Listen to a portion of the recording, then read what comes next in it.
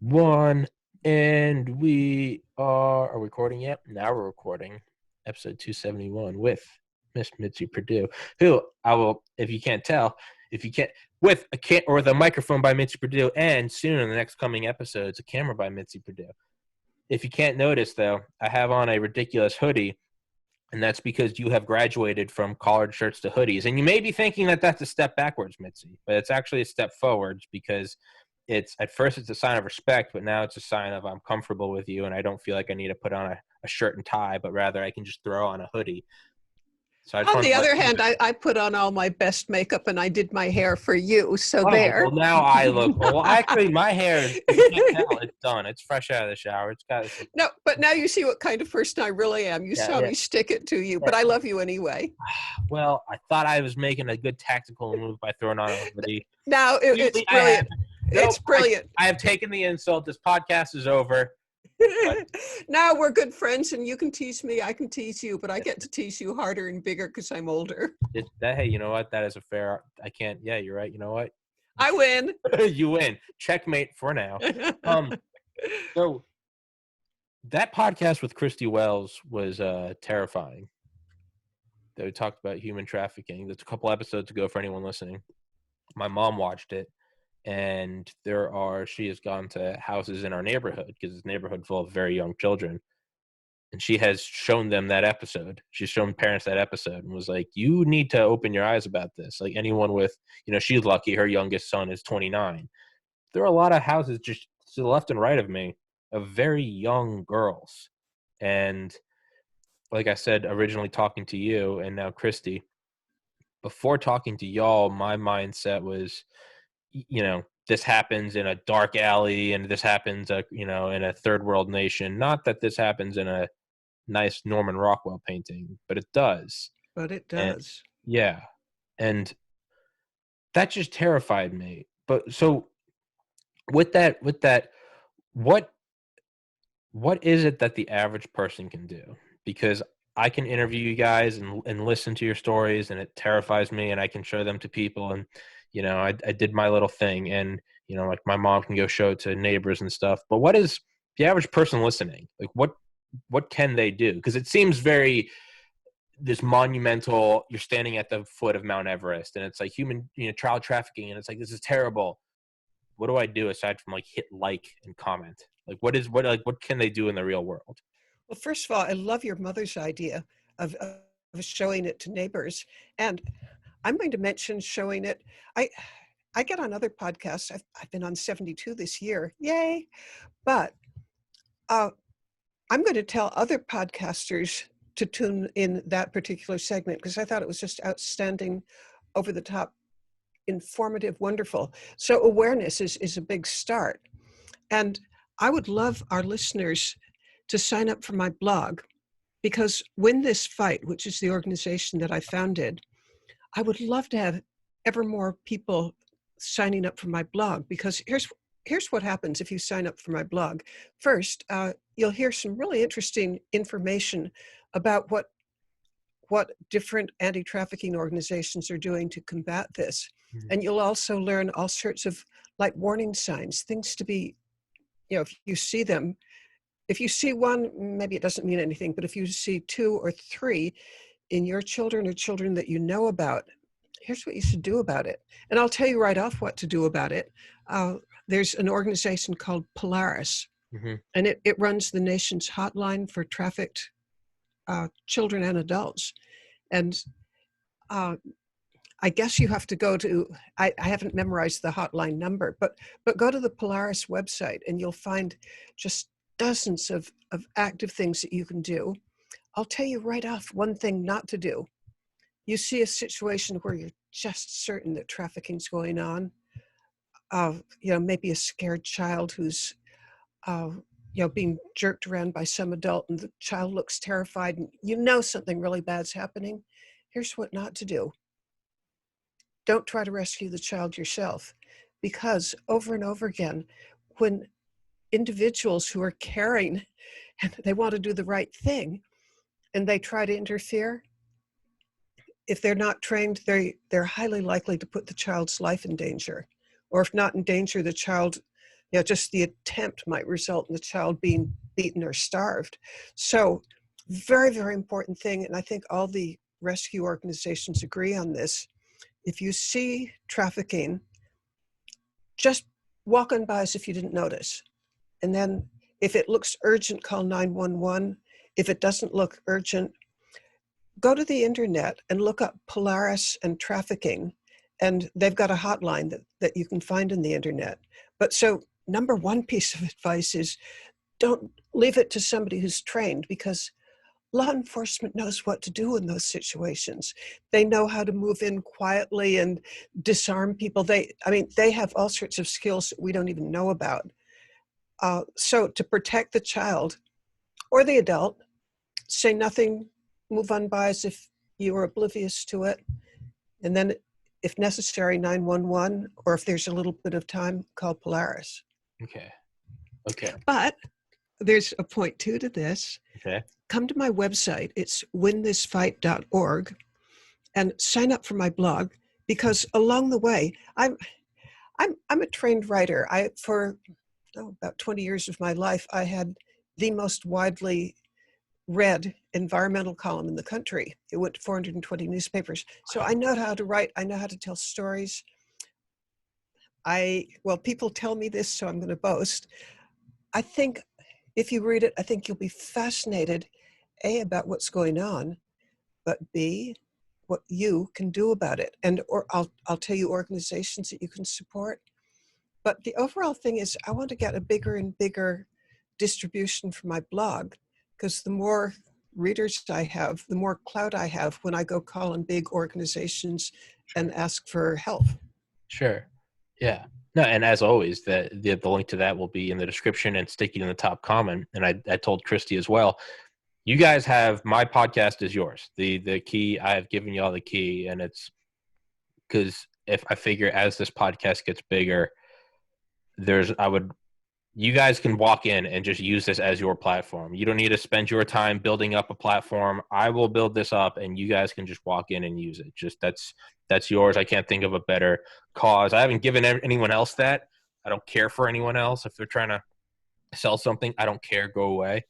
But with you guys, it kind of goes with that, if it bleeds, it leads. But I was thinking, I think what snags people's attention and could thus bring more awareness to this is, and it's a fine line between creating a supply for a demand of nefarious news, which is, I think that's where we get into the news, the state of the news in the world right now in 2020, but is kind of the worst things is what grabs people's attention.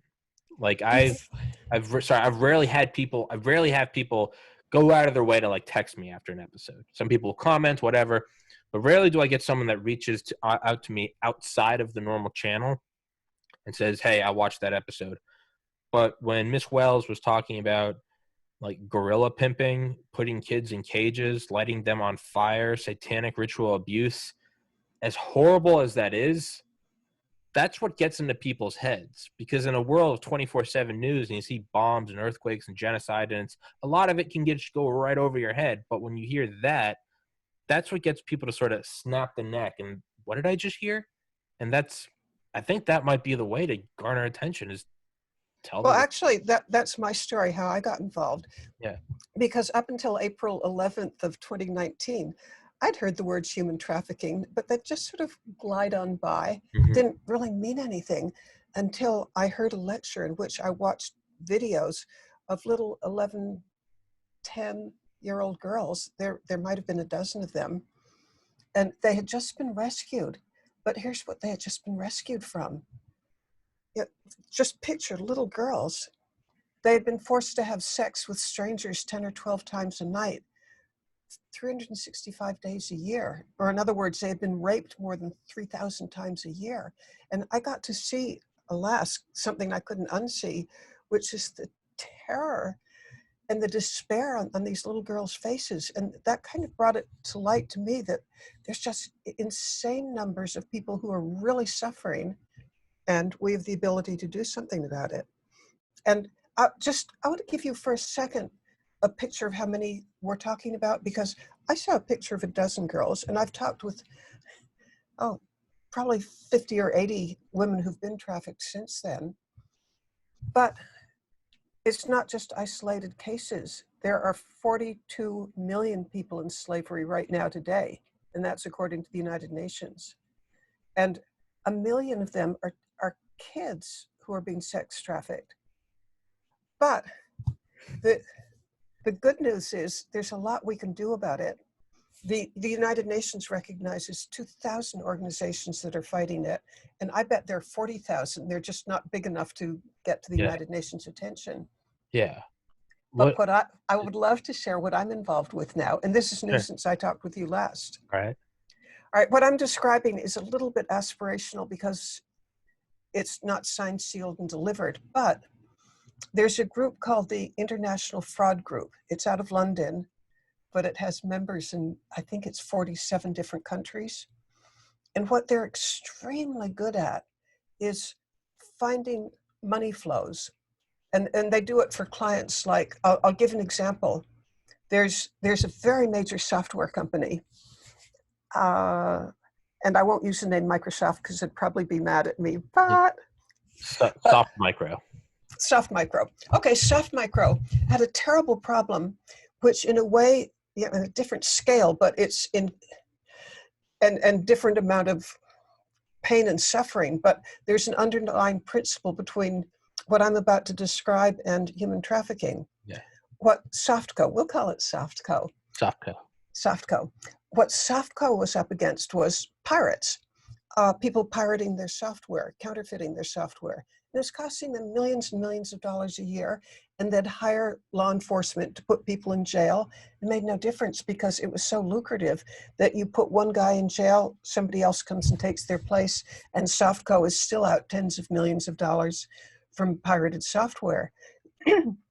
Well, so how do you attack that problem? The International Fraud Group did. And not only did they, but they were able to pretty much effectively shut down pirating for Softco. And here's how they did it. They went to Softco and they said, Softco, you've hired us to put people in jail. Skip that. I mean, if they end up in jail, fine, but that's not going to stop it. What will really stop it is analyze why the pirates do it. And the answer is one word: money. Yeah. So go after their bank accounts. And that happens to be technically fairly difficult because if you're a big software counterfeiter, you probably have some dummy company in Liechtenstein, which has a dummy company in the Cayman Islands, or I don't know what. But they're very good at hiding money. But the International Fraud Group, their specialty is dark web, covert operations, artificial intelligence. I mean, they've got all these capacities where they can pierce through and trace money flows, from one account to another until finally they get kind of the mother lode. And then they go to the bank and they tell the bank, Mr. Banker, we can prove, and here's the evidence right here, and they show it to them. We can prove that the money in this account is hot. It's illegal. You need to freeze that account. And the banks in every case do, because here's the motivation of the bankers. The bankers know that they could have a terrible public relations hit if they were known for laundering. Yeah. Well, for the particular case I'm talking with Softco, just they're laundering illegal money. Sure. So they're up against a reputational disaster, great big fines, and possibly even being shut down. So they always cooperate. So that ended Softco's problem. The International Fraud Group, I got to address them. I was a keynote speaker for them. And we discussed the possibility of using Softco's expertise in 47 different countries, because trafficking is a global problem, to trace the money flows. And the way it's expressed is you freeze the bank account, you seize the money, and then you squeeze the bad guys, squeeze them in the sense of, would like you to tell who else you're working with and who else is doing this, and we can make it go a little less hard on you when we turn you over to law enforcement. Yeah. Now, Well, imagine we could do that with the human traffickers, and human trafficking is $150 billion a year. So the money flows are just unthinkably big. The profits are obscene. The odds of being punished for this are less than 1 in 100. So what I'm up to these days is the International Fraud Group is discussing right now. I was on a phone call because I kind of convened it with one of the largest banking institutions in the world. I mean, they're likely to be partners in this because they like it. yeah, Then the largest anti-trafficking organization in the United States and the International Fraud Group. And together they've got money and expertise where they could really fund some really brilliant people to go after the traffickers the way they went after the Softco money. yeah, Oh, yeah, and a good piece of this, in the case of Softco, every dollar that they spent on shutting down or seizing the bank accounts of the pirates, they got $30 back. jeez, So it was totally self-funding. yeah, And for the, I mean, just imagine that you're a counterfeiter or a pirate, and you've put all this work into making a few $1,000,000 here or there, and it might be 10 million. Put all this, and then it's frozen. You can't get any benefit out of it. You're going to find a different line of work. yeah, yeah. And so how does it become financially advantageous to fight human trafficking this way? Because for Softco, it's, hey, I'm losing this much money. Like you said, for every dollar I knock out of that, I get 30 back. So it's very clearly and easily incentivized. But with something like child trafficking or human trafficking in general, it's granted, like, we should do it because it's an objectively good thing. But we should also not kill each other. But what's a stronger deterrent? Not killing each other because it's a bad thing to do, or we have locks on our doors, we have guns in our houses, and we'll call the police and you'll go to jail. It's the real world. The deterrents are often less than idyllic, and more it's less of the carrot and more of the stick, right? So what incentivizes the fighting of, because we can sit here and I can sit here and go, it's terrible, we need to do it, like, send me in, I'll kill them all, right?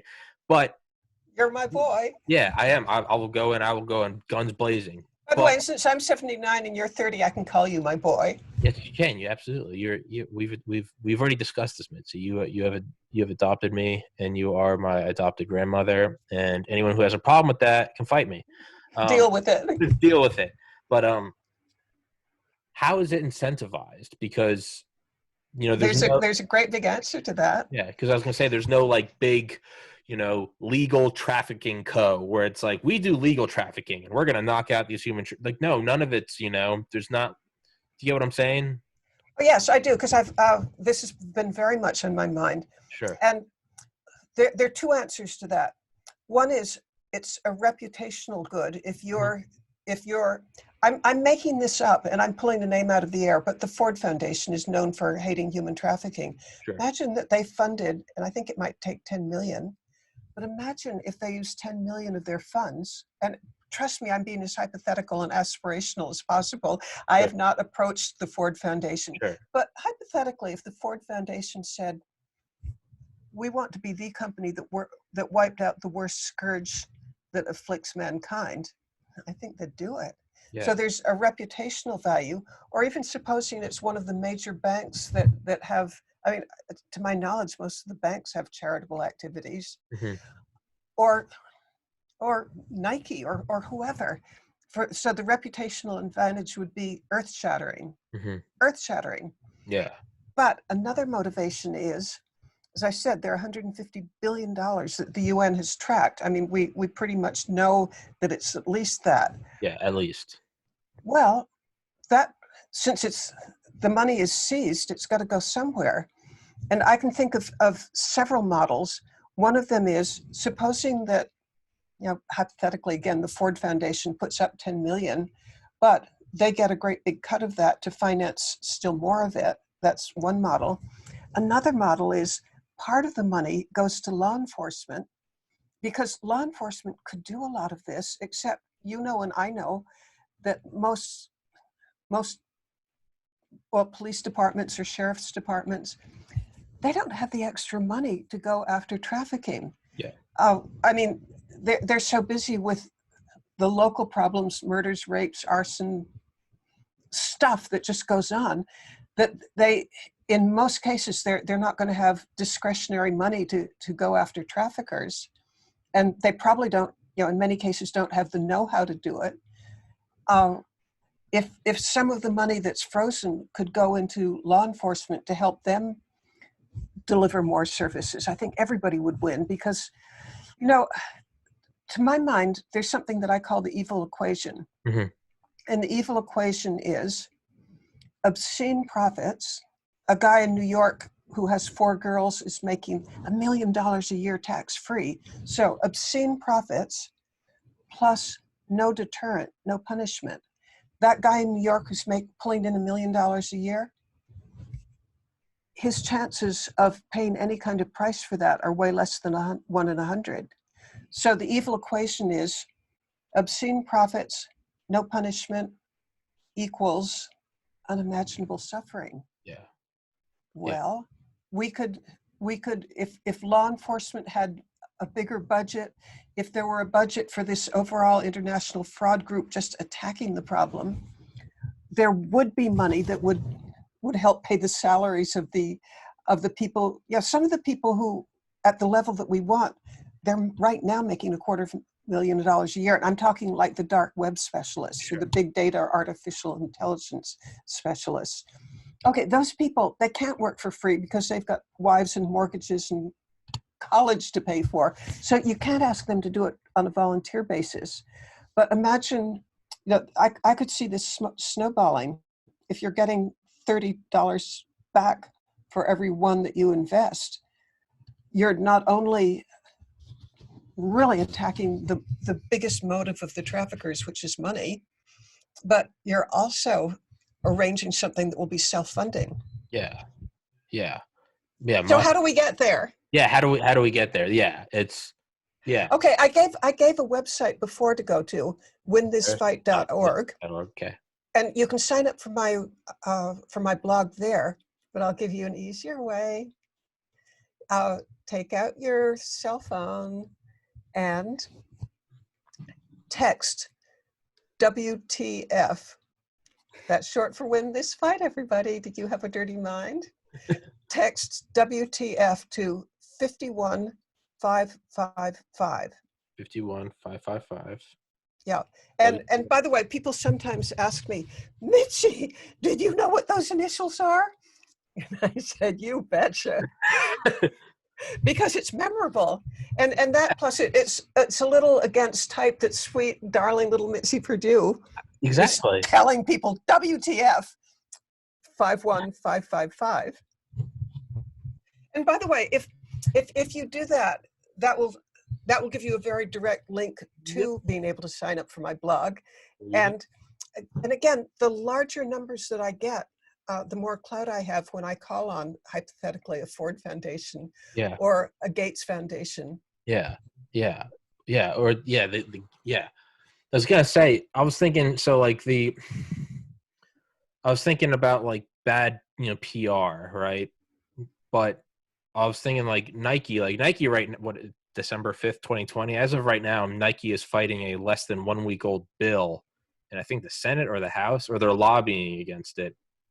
I think the U.S. either wants to put a huge tariff on using like outsourced child labor in sweatshops in like Vietnam, and Nike's currently. Or how about to my mind, the absolute worst is the Uyghurs in China. The Chinese Muslims. 2 million in concentration camps with their organs being harvested. That's a fact. That's hate speech. That's a fact. 2 million Uyghurs in concentration camps in Xi's China being killed, indoctrinated, re-educated, disappearing, with a bunch of crematories built around their camps. I wonder what's happening there. And wow, their organ trade is through the roof.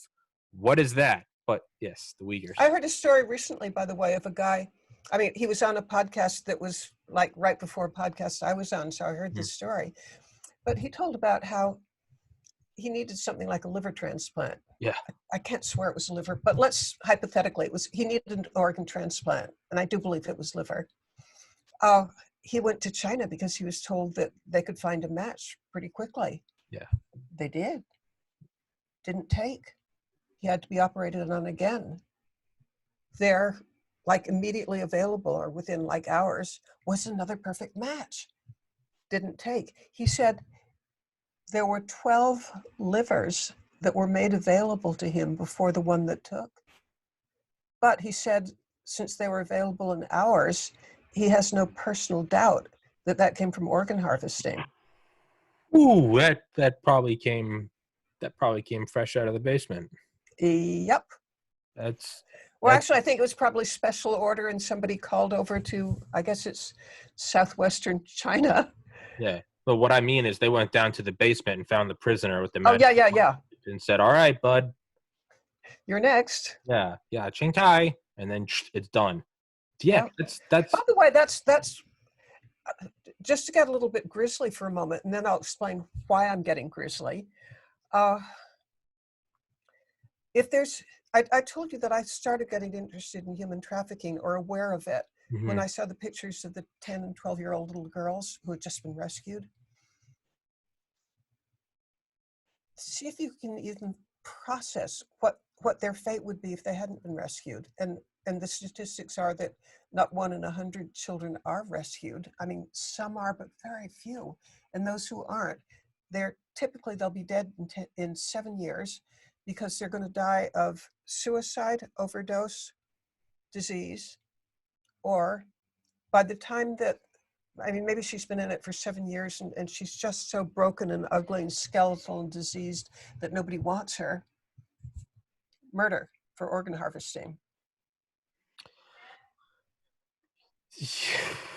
Yeah, it's demonic is what it is, right? It's what Miss Wells said is or there are these menus when you go to these where you can watch a 2-year-old baby be raped to death. Raped to death. There's a menu option. Yeah, the evil of it is just beyond imagining. And in fact, this is so personal, but it's kind of strengthened my faith because, if God is love, this is the opposite. And God's never been more real to me than seeing what the opposite is. And I want to stand up for the good. Yeah. Well, no, and that's what I said to Christy Wells was when you see that evil, that implies like at my most depressed in my life, at like my worst times in life when I was suicidal in 2016, that's kind of when I started to believe in God again. And not in the sense that you might think, oh, you're at the worst point in your life, you have to reach up and find the light. No, it was quite the opposite.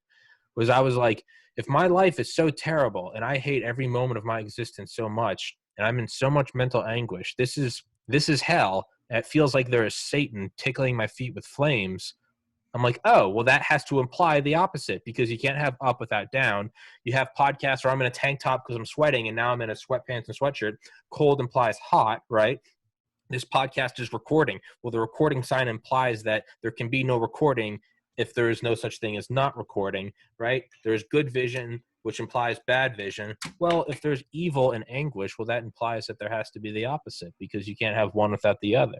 So which proves that we're related, even if only hypothetically. Yes. Because our thought process is identical. Yes.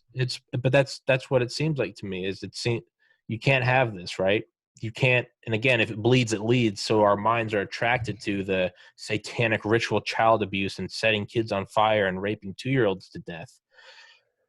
But that means the opposite. To mention why I'm not against getting into horrific details.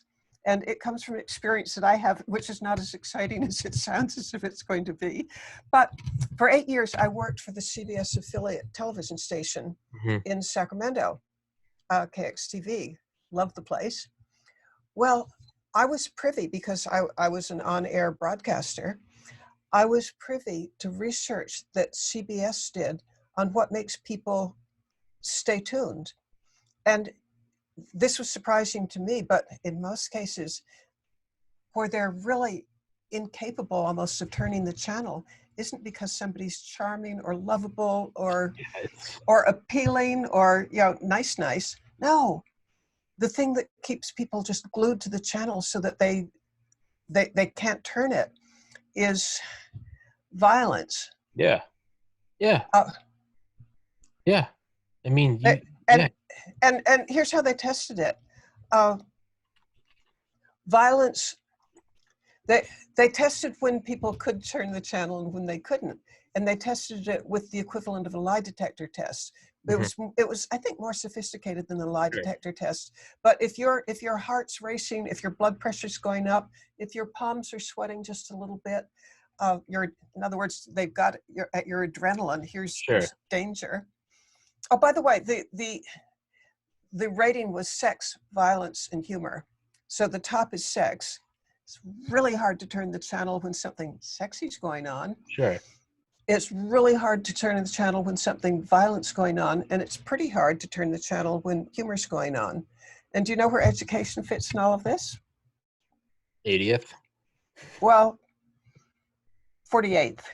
Jeez. It's not hard to turn the channel when something's educational. Well, what if you can make something violent educational? Well, that's where I think Win This Fight wins. Exactly. That's because we've got sex and violence as big as you can possibly get. That's why I want to have you and Chris, and I know I said I'd let you go at 12:40. It's 12:44, but I want to have you and Christy on, and I want to do the most unsettling episode because, if we just sit here and say it's $150 billion and 42 million people are like, oh wow, that's sad, whatever. But if you come on and say, hey, there are options and menus where you can pay a man to rape a child to death and then light their body on fire, and then I want to kill that guy. I really do. Yeah, no, and so do I. But that's what I mean. Is that's how. And I have sometimes said, thank the dear Lord that I'm not a sheriff with a gun, because I don't think I'd be responsible if I saw that guy. No, and I don't think you can be. But that's the point I'm getting at. Is I think if you can sort of Trojan horse education using that violence, well, I think that's when you can start to make a difference, right? Because it's kind of like what you just said about what you can't turn away from. Like, how long can you watch a Thanksgiving Day parade? Until commercials come on, until someone changes the channel, you don't care. How long does someone watch 9/11, right, on real time? Well, you watch for all 102 minutes between the first plane hitting and the second tower collapsing. You can't turn away from it. So if you can find a way to capture that and then Trojan horse it with a message, well, that's how. I'm even hoping that that sweet little Mitzi Perdue telling you, asking, requesting, begging, praying, but wanting you to text WTF 51555. Yeah, I mean, there's got to be a little bit of humor in me. There is. Mitzi Perdue, again, it's Mitzi Perdue and it's child trafficking. It'd be one thing if that was like, hey, text WTF and that's my podcast. Like, yeah, sure, whatever, edgy. But yeah, it's Mitzi Perdue and it's just, little sweet Mitzi Perdue, and we're talking about child trafficking, raping, and organ harvesting. And what's the name of it? WTF? Which I think is just as appropriate as all get out. Everything else is forgettable. Well, when we were picking the name, I initially thought would call it the anti-trafficking auction. Boring. Nobody can remember it. But Win This Fight is a call to action. And then it's got these wonderful, memorable initials. Yeah, that's what I'm saying. But that's the point. Is that's what I think we need. I'll email you after this or text you. That's what we need to do. Is we need you and Christy to put together the most unsettling discussion on human trafficking, because that is what's memorable. Facts and figures. Oh, that's bad. Cancer's bad too, and so is sadness. Whatever. In one ear, out the other. Where am I going next? What am I doing for lunch? When it's words like satanic ritual abuse and putting kids in cages and lighting them on fire, that you can't forget that, and you can't turn away from that. So that's what I'm saying, is I think we need to take advantage of that and make something that you can't turn away from. Well, Christy and I are really, really good friends, and I think I can arrange that in a heartbeat. Let's do it. That's what I want to do. It's beautiful. I don't want to do it because I don't want to look this in the eye. I want to pretend it's not happening. But I figure if we're gonna do it, then let's not dip a toe in. Let's do it. I want to make one comment, if I may, about the people who are kind enough to text WTF to 51555. While you're there, roam around and look at some of the ways that you can volunteer. And I make a personal promise to you. I won't ask for 1 minute more time than you want to give, and I won't ask for a penny that you don't want to give. And most people, I'm not asking for money. I would love time, but I'm not even going to ask for that unless you feel that the rewards you get from making a difference are so big that you're willing to give time and energy and creativity and all the rest. And I'll do everything I possibly can to match your skills and interests to the jobs that you get assigned. Absolutely. That WTF.org as well as IamOnWatch.org for Christy Wells. Okay, and WTF, alas, if I want to spend $25,000, I can get that name, but as of right now, I don't. So it's got to be WinThisFight.org. Yeah. Yeah, I don't know. Yeah. Win this fight, whatever. Hey, it's good enough. Text WTF to 51555. But I've now kept you 10 minutes longer than I said I would. Let's put that together with you, Christy, and myself, and gear up for a horrifying podcast that needs to be done. But I bet at the end people will feel energized by it. Absolutely. Because everybody wants meaning and purpose and accomplishment and leaving your mark in life. Yeah. And we have maybe the biggest thing that you could possibly do. Exactly. I mean, saving people from just unthinkable suffering. Yeah. You need to find a way to turn it into something as simple as texting or even a button to donate. Because I was thinking about this last night, just looking on Amazon.